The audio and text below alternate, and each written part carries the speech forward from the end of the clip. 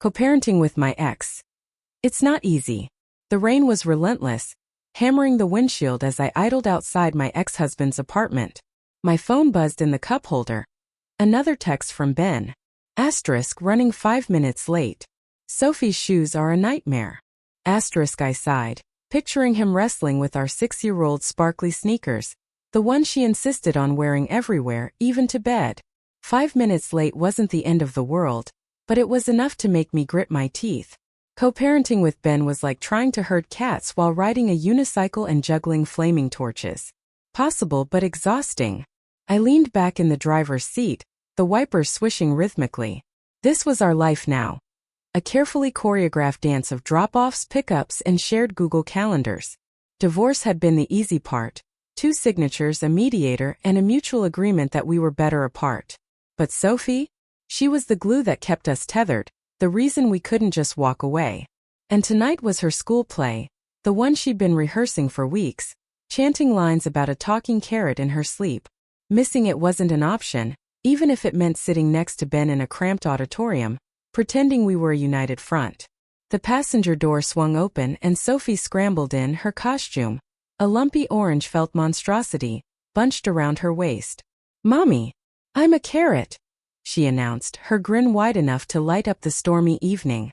"I see that, bug," I said, reaching over to adjust her headband, which was slipping over one eye. "Where's Daddy?" "Getting my backpack." She kicked her legs, her sneakers flashing pink lights with every swing. "He said I'm gonna be the best carrot ever." "Of course you are." I glanced at the rearview mirror as Ben jogged toward the car, his hoodie soaked through. He looked the same as always, tousled brown hair, perpetually apologetic expression. The man who'd once been my everything was now my co-parent, my occasional nemesis, and the guy who still forgot to pack Sophie's water bottle half the time. He slid into the passenger seat, dripping. "Sorry, traffic was a mess, and then her shoes." "It's fine," I cut him off, not wanting to start another round of who's more stressed. "Let's just get to the school." The drive was quiet, save for Sophie's chatter about her role. Ben and I had mastered the art of small talk, sticking to safe topics. Sophie's homework, her soccer practice, the logistics of who'd cover next week's dentist appointment. Anything deeper risked opening old wounds, and we'd both learned to avoid those. At the school, we shuffled into the auditorium, Sophie scampering off to join her classmates. The room smelled of damp coats and cheap coffee, and the only seats left were in the back row, squished between a mom with a fussy toddler and a dad filming everything on his iPad. Ben and I sat, our knees brushing awkwardly in the tight space. I caught a whiff of his cologne, same brand he'd worn when we were married. It was unsettling how familiar it felt. "Think she'll remember her lines?" Ben whispered, his tone light but nervous. "She's got this," I said, more confident than I felt. Sophie was a fireball, but stage fright was a real thing. "She's been practicing nonstop." The lights dimmed, and the curtain rose on a chaotic tableau of first graders dressed as vegetables. Sophie bounded onto the stage, her carrot costume wobbling, and belted out her line. "I'm the crunchiest carrot in the patch." The audience chuckled and I felt a swell of pride. Ben nudged me, grinning, and for a moment it was like we were just parents, not exes with a mountain of baggage. The play was a glorious mess. Kids forgetting lines, a broccoli tripping over a prop, and Sophie ad-libbing a song about carrot soup that left everyone in stitches. By the end, Ben and I were laughing so hard we forgot to clap until the curtain call. Sophie took her bow, beaming, and I snapped a dozen blurry photos, knowing I'd treasure them forever. Afterward, we found her backstage, still in her costume, clutching a juice box. "Did you see me? I was awesome," she declared, and we both smothered her with praise. For a fleeting second, we were a family again, united in our love for this tiny, ridiculous human. But reality crept back in.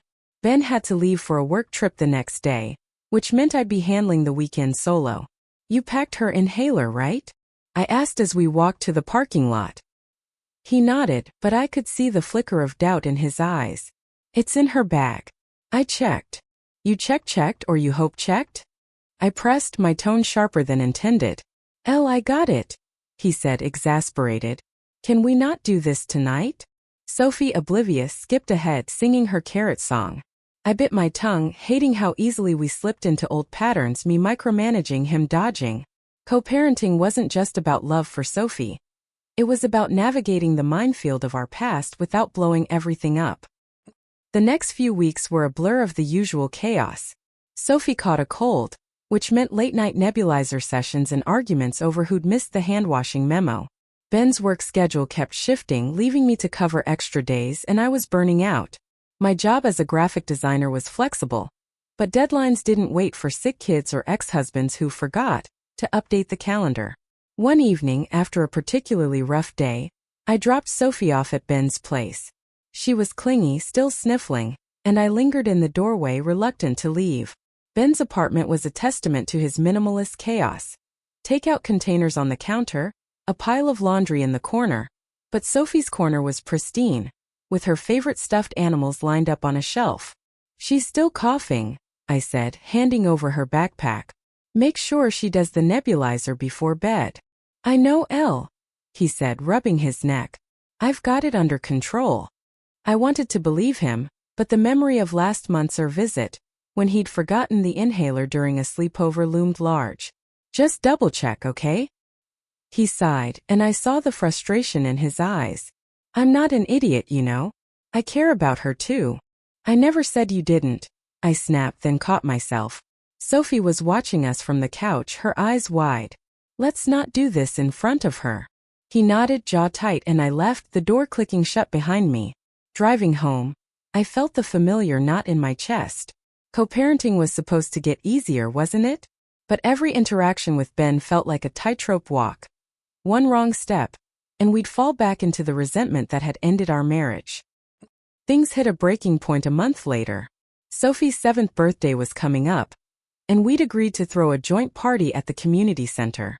It was ambitious, but we wanted her to feel loved, not split between two homes. The planning started well. Shared Pinterest boards, a dinosaur theme, Sophie's obsession, and a budget we both swore to stick to. But Ben, true to form, went rogue, ordering a life-size T-Rex balloon that cost half our budget. "Are you kidding me?" I hissed over the phone, pacing my kitchen.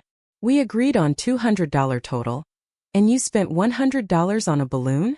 "It's for Sophie," he said, defensive. "She'll love it." "That's not the point. You can't just make unilateral decisions. This is why we have a plan."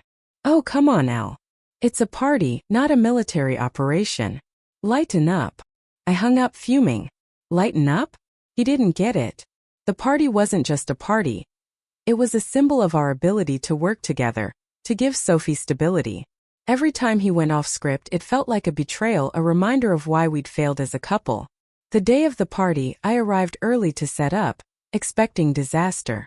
But Ben was already there, blowing up balloons, regular ones, thank God, and taping streamers to the walls. Sophie was with my mom, so it was just us, working in tense silence. The T-Rex balloon loomed in the corner, its goofy grin mocking me. Finally, I couldn't take it. "Why do you do this, Ben? You know how much this stuff stresses me out." He paused, a streamer dangling from his hand. "I'm not trying to stress you out. I want her to have the best, you know? I feel like I'm always playing catch up with you." "Catch up?" I blinked, caught off guard. "What does that mean?" "You're supermom, Elle. You've got the schedules, the doctor's appointments, the perfect lunches. I'm just the guy who forgets the water bottle. I'm trying, but it never feels like enough." His honesty hit me like a punch. I'd never considered that Ben felt inadequate. In my mind, he was the carefree one, the fun dad who didn't sweat the details. But maybe that was his way of compensating, of carving out a role in Sophie's life. "I don't think you're not enough," I said quietly. I need to know I can count on you." For her. He nodded, looking down at the streamer. "Imting. Oh, I really am." The party was a hit. Sophie squealed over the T-Rex balloon. The kids demolished the dino-shaped cake. And Ben and I managed to smile for photos without grimacing. Watching Sophie blow out her candles, surrounded by friends, I felt a flicker of hope. Maybe we weren't perfect co-parents, but we were getting there. Over the next year, things didn't magically get easier, but they got better. We started communicating more, actual conversations, not just texts about logistics. Ben got better at packing the inhaler, and I tried to loosen up, letting him handle things his way sometimes. There were still fights, like when he let Sophie stay up past midnight watching Jurassic Park. She loved it, he argued. Or when I scheduled a playdate without checking with him. But we learned to apologize to move forward. The turning point came during Sophie's first soccer game. She'd been nervous all week, convinced she'd trip over the ball. Ben and I sat together on the bleachers, cheering louder than anyone else. When Sophie scored her first goal, a wobbly accidental kick that somehow made it past the goalie, we both leapt up, screaming like lunatics. She ran to us afterward, sweaty and grinning, and we hugged her so tight she squirmed. "You're amazing, Bug," I said, kissing her forehead. "The best striker ever," Ben added, ruffling her hair. As we walked to the car, Sophie between us, holding both our hands, I realized something. We weren't just co-parenting for her. We were building something new. A partnership flawed and messy but rooted in love. We'd never be a couple again, but we were a team, and that was enough. Conclusion. The rain had stopped by the time I pulled up to Ben's apartment for the next drop-off. Sophie was asleep in the back seat, her soccer cleats dangling from her feet. Ben met me at the curb, taking her bag with a tired smile. "Good game today," he said, glancing at Sophie. "She's a champ." "Yeah," I agreed, my heart full. "We're doing okay, aren't we?" He looked at me surprised, then nodded. "Yeah, él. We're doing okay." As I drove away, the city lights blurring through the windshield, I felt a quiet certainty settle over me. Co-parenting with my ex would never be easy, but it was worth it. For Sophie, for us, for the family we'd always be, in our own imperfect way.